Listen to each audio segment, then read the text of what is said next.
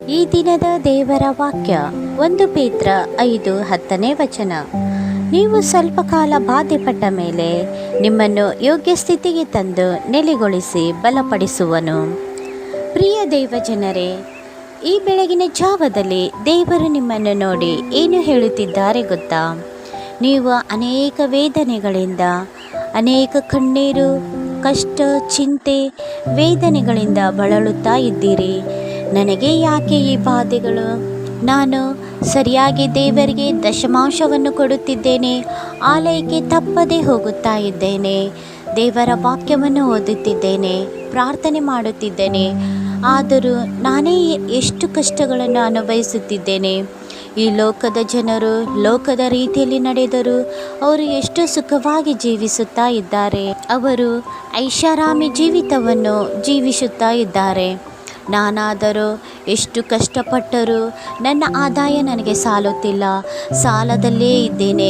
ನಾನು ದೇವರ ವಿಷಯದಲ್ಲಿ ದೇವರ ಚಿತ್ತದಂತೆ ನಡೆಯುತ್ತಾ ಇದ್ದರೂ ನನಗೆ ಯಾಕೆ ಇಷ್ಟು ಕಷ್ಟಗಳು? ಯಾಕೆ ನನಗೆ ಇಷ್ಟು ಶೋಧನೆಗಳು? ಜನರ ನಿಂದೆ ಮಾತುಗಳು ಸಹಿಸಲು ನನ್ನಿಂದ ಆಗುತ್ತಿಲ್ಲ ಎಂಬುದಾಗಿ ನೀನು ಚಿಂತೆ ಮಾಡುತ್ತಾ ಇದ್ದೀಯಾ? ದೇವರು ಈ ಬೆಳಗಿನ ಜಾವದಲ್ಲಿ ನಿನಗೆ ಏನು ಹೇಳುತ್ತಿದ್ದಾರೆ ಎಂದರೆ, ಈ ಬಾಧೆ ನಿಮಗೆ ಸ್ವಲ್ಪ ಕಾಲ. ಆ ಬಾಧೆಯು ತೀರಿದ ನಂತರ ನಿಮ್ಮನ್ನು ಯೋಗ್ಯ ಸ್ಥಿತಿಗೆ ದೇವರು ತಂದು ನೆಲೆಗೊಳಿಸುತ್ತಾನೆ. ನಿಮ್ಮನ್ನು ಉನ್ನತ ಸ್ಥಿತಿಗೆ ತೆಗೆದುಕೊಂಡು ಬರಲು ದೇವರು ಇಷ್ಟಪಡುತ್ತಿದ್ದಾರೆ. ಯಾವ ರೀತಿ ಬಂಗಾರಕ್ಕೆ ಸುತ್ತಲೂ ಕಲ್ಲು, ಮಣ್ಣು ಎಲ್ಲವೂ ಅಂಟಿಕೊಂಡಿರುತ್ತದೆ. ಆ ಬಂಗಾರವನ್ನು ಬೆಂಕಿಗೆ ಹಾಕಿದಾಗ ಅದರ ಮೇಲೆ ಸುತ್ತಿರುವಂಥ ಎಲ್ಲ ಮಣ್ಣು ಕಳಚಿ ಹೋಗುತ್ತದೆ. ಹಾಗೆ ಸುಡುತ್ತಾ ಸುಡುತ್ತಾ ಬಂದಾಗ ಅದು ಚೊಕ್ಕ ಬಂಗಾರವಾಗಿ ಮಾರ್ಪಡುತ್ತದೆ. ಅದೇ ರೀತಿಯಲ್ಲಿ ಈಗ ಬಂದಿರುವಂಥ ನಿಮ್ಮ ಶೋಧನೆಗಳು ಅದು ನಿಮ್ಮ ಒಳ್ಳೆಯದಕ್ಕಾಗಿಯೇ ಎಂಬುದಾಗಿ ನೀವು ಯೋಚಿಸಬೇಕು. ನೀವು ಒಂದು ಒಳ್ಳೆಯ ಉನ್ನತ ಸ್ಥಾನಕ್ಕೆ ಬರಬೇಕು. ನಿಮ್ಮನ್ನು ದೇವರು ಒಂದು ಒಳ್ಳೆಯ ಪಾತ್ರೆಯನ್ನಾಗಿ ರೂಪಿಸಲು ಈ ಶೋಧನೆಗಳು ನಿಮಗೆ ಬಂದಿವೆ ಎಂಬುದಾಗಿ ನೀವು ತಿಳಿದುಕೊಳ್ಳಬೇಕು. ಶದ್ರಕ್, ಮೇಷಕ್, ಅಬೇದ್ನೆಗೋ ಅವರ ಜೀವಿತದಲ್ಲಿ ನಾವು ನೋಡುವಾಗ ಅವರಿಗೆ ಒಂದು ದೊಡ್ಡ ಬಂಗಾರದ ಪ್ರತಿಮೆಯನ್ನು ಉಂಟು ಮಾಡಿ ಅದಕ್ಕೆ ಅಡ್ಡ ಬೀಳಬೇಕು ಎಂಬುದಾಗಿ ಹೇಳಿದರು. ಶದ್ರಕ್, ಮೇಷಕ್, ಅಬೇದ್ನೆಗೋ ಅವರು ಆ ಬಂಗಾರದ ಪ್ರತಿಮೆಯನ್ನು ಪೂಜಿಸಲು, ಅದಕ್ಕೆ ಅಡ್ಡ ಬೀಳಲು ಅವರು ಒಪ್ಪಲಿಲ್ಲ. ಆದ್ದರಿಂದ ಅವರಿಗೆ ಬೆಂಕಿಯ ಆವಿಗೆಯಲ್ಲಿ ಹಾಕಬೇಕೆಂಬುದಾಗಿ ಶಿಕ್ಷೆಯನ್ನು ವಿಧಿಸಿದರು. ಶದ್ರಕ್, ಮೇಷಕ್, ಅಬೇದ್ನೆಗೋ ಅವರಿಗೆ ಕಟ್ಟಿ ಆ ಬೆಂಕಿ ದಗದಗನೆ ಉರಿಯುವ ಬೆಂಕಿಯ ಆವಿಗೆಯೊಳಗೆ ಹಾಕಿಬಿಟ್ಟರು. ಆಗ ಅರಸನು ನೋಡಲಾಗಿ ಅಲ್ಲಿ ಕಟ್ಟಿಲ್ಲದ 4 ಆತನು ನೋಡುತ್ತಾನೆ. ಬೆಂಕಿಯಲ್ಲಿ ತಿರುಗಾಡುತ್ತಿರುತ್ತಾರೆ. ಅವರಿಗೆ ಯಾವ ಹಾನಿಯೂ ಆಗಿರುವುದಿಲ್ಲ. 4ನೇಯವರ ರೂಪವು ದೇವಕುಮಾರನ ರೂಪದಂತೆ ಇರುವುದನ್ನು ಅರಸನು ನೋಡುತ್ತಾನೆ. ಆಗ ರಾಜನಾದ ನೆಬೂಕದ್ನೆಚ್ಚರನು ಉಪರಾಜ ಮಂತ್ರಿಗಳನ್ನು ಕರೆದು, ಬೆಂಕಿಯ ಅಧಿಕಾರವು ಇವರ ಮೇಲೆ ನಡೆದಿಲ್ಲ, ಅವರ ತಲೆ ಕೂದಲು ಸುಟ್ಟಿಲ್ಲ, ಅವರಿಗೆ ಬೆಂಕಿಯ ವಾಸನೆಯೇ ಮುಟ್ಟಿಲ್ಲ ಎಂಬುದಾಗಿ ಹೇಳಿದರು. ಮತ್ತು ಇವರು ಸೇವಿಸುವ ದೇವರಿಗೆ ಸ್ತೋತ್ರವಾಗಲಿ ಎಂಬುದಾಗಿ ಹೇಳಿದನು. ಅಷ್ಟು ಮಾತ್ರವಲ್ಲದೆ ಶದ್ರಕ್, ಮೇಷಕ್, ಅಬೇದ್ನೆಗೋ ಅವರ ದೇವರ ವಿಷಯದಲ್ಲಿ ಮಾತನಾಡಿದರೆ ಅವರನ್ನು ಚೂರು ಚೂರಾಗಿ ಕತ್ತರಿಸಿ ಅವರ ಮನೆಗಳನ್ನು ತಿಪ್ಪೆಯನ್ನಾಗಿ ಮಾಡಬೇಕೆಂಬ ಆಜ್ಞೆಯನ್ನು ವಿಧಿಸುತ್ತಾನೆ. ಅಷ್ಟು ಮಾತ್ರವಲ್ಲದೆ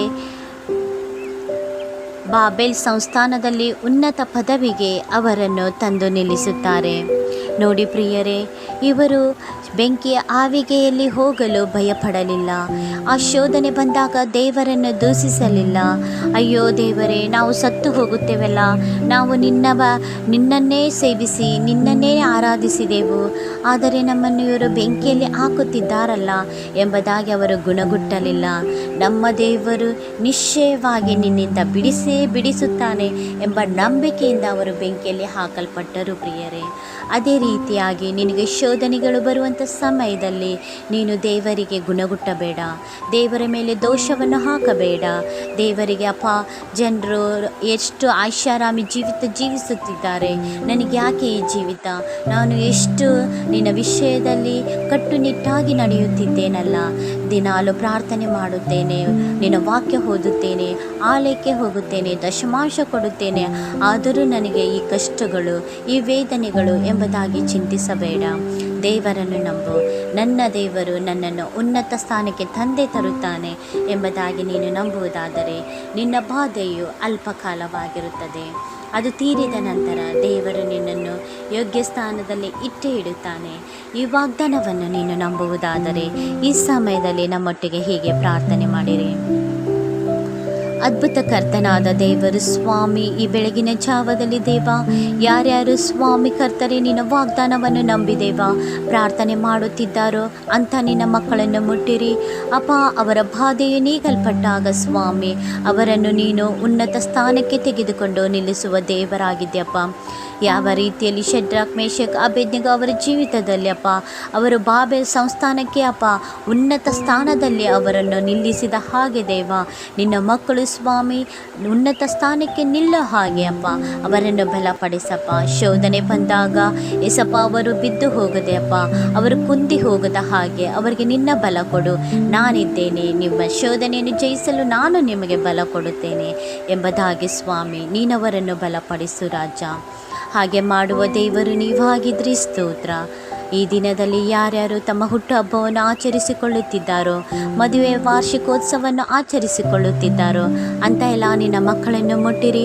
ಅವರ ಆಯುಷ್ಯಕ್ಕೆ ಇನ್ನೂ ಹೇರಳವಾದ ಆಯುಷ್ಯವನ್ನು ನೀನು ಕೂಡಿಸಿ ಅವರನ್ನು ಆಶೀರ್ವದಿಸಿ ನಡೆಸು ದೇವರೇ.